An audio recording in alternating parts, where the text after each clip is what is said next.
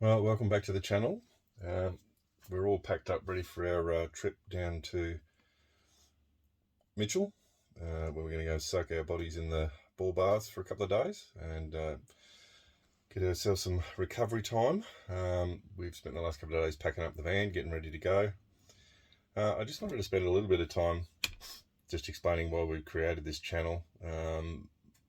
Mainly it's because I needed to put all of the videos that we've done in one spot, instead of trying to search for the phone or the computer all the time, but also just to share some of our experiences traveling around. This series will be more about the locations and not about the driving. We'll show you the car and the caravan in the first couple of episodes, but basically we want to share the actual locations and the experiences and what you can do at those places, rather than what a lot of people seem to be doing, which is showing you lots and lots of footage of their cars and their rigs, which are all pretty impressive. But at the end of the day, what you want to know about is the locations that people are going to and what's there, what you can enjoy, what to look for, what things cost, all of that sort of stuff. So my wife and I, Sue, will do as much as we can to share that information, share our experiences, some of the people that we meet, just so that you can see what's there and make a more informed decision when you decide to take your trips. We're not on the road full time at this stage. I'm still working. Sue is retired, but as often as I can sneak out the driveway with the caravan on, we do. So these will be weekend trips. This one is 4 days. We're going to do a big trip to New Zealand next year, and we'll video that as well. But we just want to share our experiences so that others can learn from it, because a lot of the research that people do today is via YouTube or the internet, websites, all that sort of stuff, but it's real life experiences that people go through that help make decisions about where people go. So yeah, that's what we're going to do on Wilco's Wandering. Thanks. So just so we can let you know what we're taking, this is our Elite 1E caravan, single axle 2016 build, which we're very, very happy with. We've taken it on numerous journeys. This is a really tight rig, been well looked after, and we're very happy with it, comfort and everything that we've got in it. So it's got a separate shower and toilet. We're very happy with what we're able to get into it. At the moment we've still got the old ball hitch, but I'll change that eventually. That's the Beast and Discovery 4, which tows the caravan really, really well. Doesn't even know it's on half the time. Just take it inside. So queen size bed, plenty of storage around the van, into the kitchen, dining room. Great air conditioning system. Most of the time I've got to turn it off because it gets so cold, so that's really good. We've got the cooktop in here, fairly standard sort of arrangement. So 3 gas and 1 electric, and we actually have a little grill down below it, as well as the microwave. 3/4 size fridge, which we've got packed full. It's a Dometic. I love this little feature in here. When you've got the lid up, obviously you lose a lot of bench space, but you can pull this out and get a lot of extra cutting space to use. Fold out table. All of our food and everything goes up there, consumables.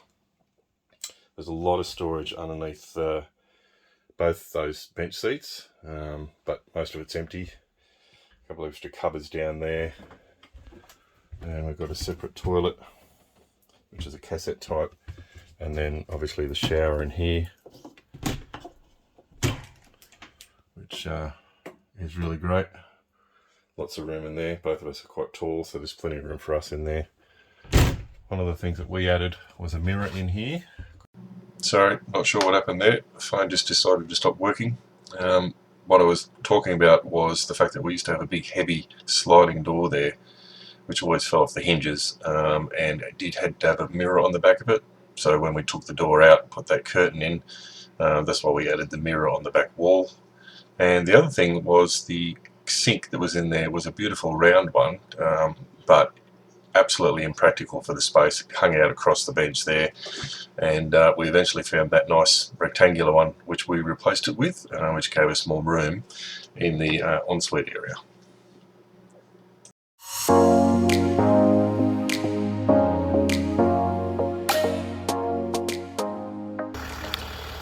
Okay, we're all set up, ready to go. The rig's all hooked up. Just doing our final light check, and then we're on the road to Mitchell. House is all locked, and we'll do our final checks. So I'll go back and Susie can give me a thumbs up, make sure everything works.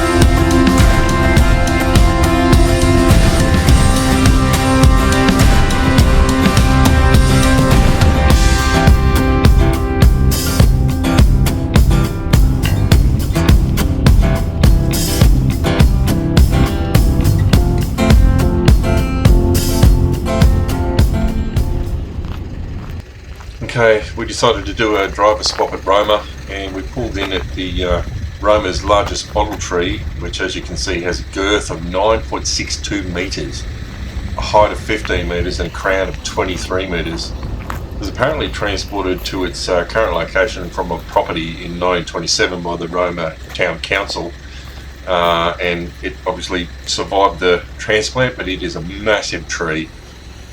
So we just thought we'd share that. So a nice little spot to stop. There's a good car park, plenty of room for the caravan to be able to swing it around once we'd finished having a look at everything. But yeah, it's a massive spot to stop and an incredible tree to look at. So hope you enjoy.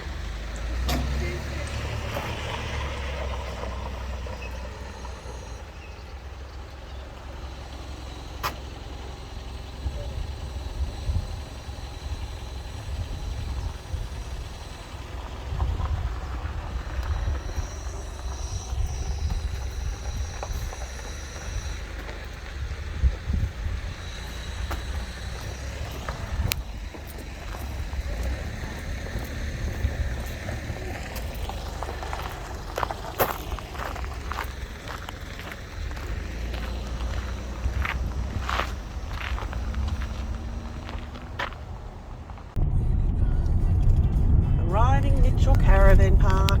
Yay! Major Mitchell Caravan Park. Well, about 5.5 hours in, we finally arrived. And one of the fun things about going to Mitchell is that Chris will actually take you to your caravan site. So we're following him down to where we will eventually set up, which is a bit of fun as long as you can keep up with him on the buggy. But yeah, it's really helpful that he takes you down to where he thinks is going to be best suited for your caravan. Now, we had a powered site with water and everything close by, so that was $32 a night for 2 people per night. And shortly I'll show you our setup and then take you for a bit of a tour around the park. So we're all set up, about 20 minutes and we're all done, and we've got a beautiful spot down near the creek, near the bridge. Just over the other side there is where the ball baths there are, which we're going to head over to shortly. And I'll just give you a look. Beautiful shaded tree. And then we've been lucky enough to get a table here, which is quite unique, out of an old tree stump. A couple of final things to set up on the van and get changed quickly. Time for a spa. And then time for a spa, the boss says. So I'll take you for a bit of a trip around the caravan park later. But tonight, just over there where the fire pit is, the big fire pit, we're going to have a $20 slow cooked roast beef with veggies, which we'll be dining in on tonight, which will be fantastic. So quite a few people in actually. But we'll give you a look at the rest of it a bit later after we go over to the baths. And now we're going to head over to the ball baths, just on the other side of the bridge.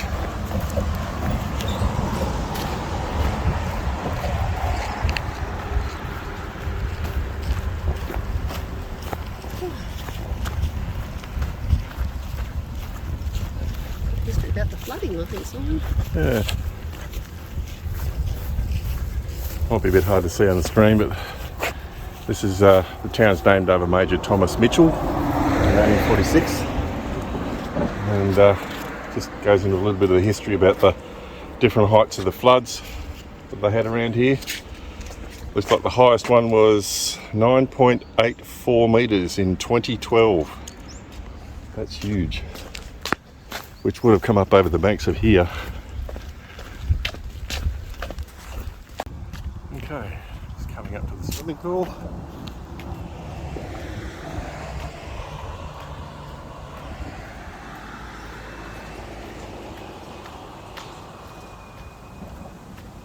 And the ball baths are on the other side of it.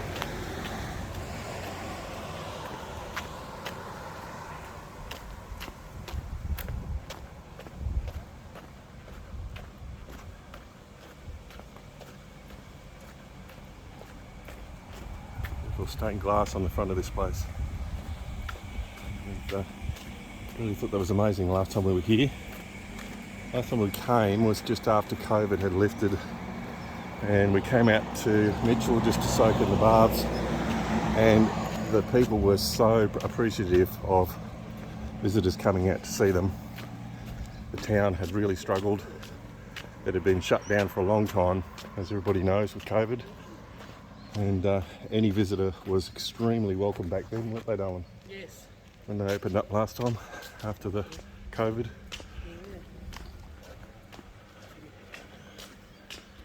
And this is the little foyer, little shop. Lots of gifts. Coffee shop in there. Yeah, we've got a coffee shop through there. And through there is the ball bath. Cats are at the deck. Oh, okay. A lot of the time the balls go down into the ground for a kilometre or more.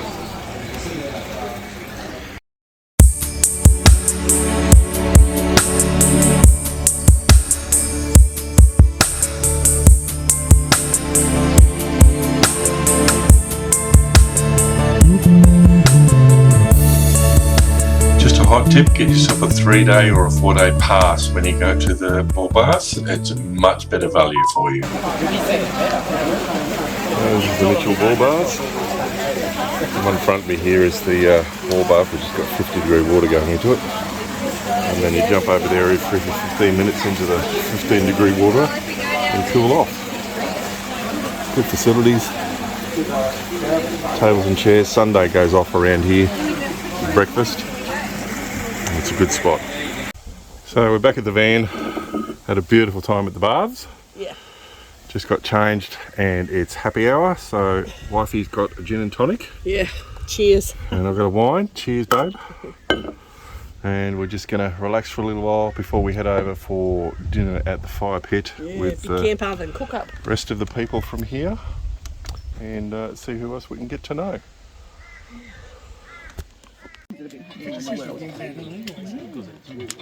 Some of this food might have passed on the highway.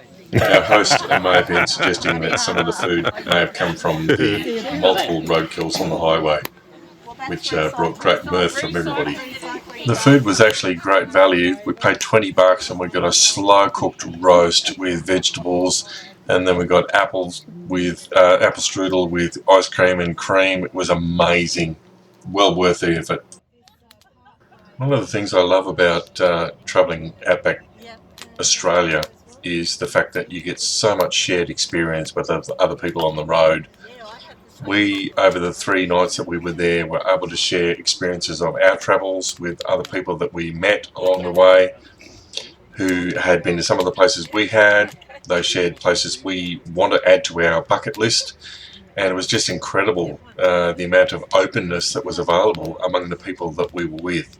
So I just really hope people get out there and enjoy Australia and enjoy the people that they meet along the way. Now, we've showed you a paid site, but we also remember there's a lot of people that want to do free camping. So we just added these. This is the Fisherman's Rest Fishing, Barbecue and Picnic area, which you can take a caravan out to, which is on the Maranoa River. So we just wanted to show you this space so you can look at that as an option. And then we'll also take you out to Neil Turner Weir, which is a little bit further down on the same river, but there's a lot more space out there. There's a dump point, there's a lot of rubbish bin space available, and heaps and heaps of space for caravans to go free camping down that area. So you're provided with both options in that area. Beautiful spot, plenty of places to go swimming, kayaking, and as you can see by some of the footage, there's some amenities there that people have got, that the council have put in place for people to be able to use. So yeah, plenty of options, paid or unpaid. Enjoy.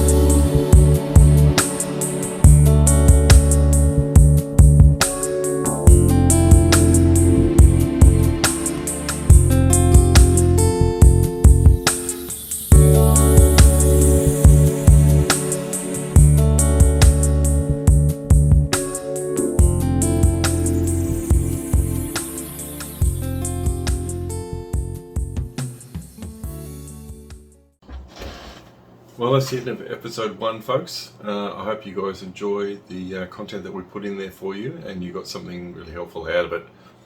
I have to say a really big shout out to Wondershare, which is the software platform that we chose to use, which is a free one. You can download yourself. So much information there that they taught me about putting videos together. Literally, I have been learning this as I've been putting it together, so I hope you guys enjoy it. It's not too disjointed. So if there's anything you want more from us, please let us know. Sue and I would appreciate your feedback. Like and subscribe to our channel if you feel like you want to do that. If there's more content that you want us to put out that is not currently out there, that's really what we're after. We want to put something different to what everybody else is doing, more specific to the places that you want to go to, things that you haven't seen before, other unique places that are out there that people have not shown you. That's really what we're about, is showing you other places rather than all of the sort of, popular places that everybody else goes to. So please let us know in the comments below, and we'll continue to put out as much content as we can, given the fact that we're only doing it as we're able to sneak away. With my wife being retired and me still working, we'll get out there as often as we can.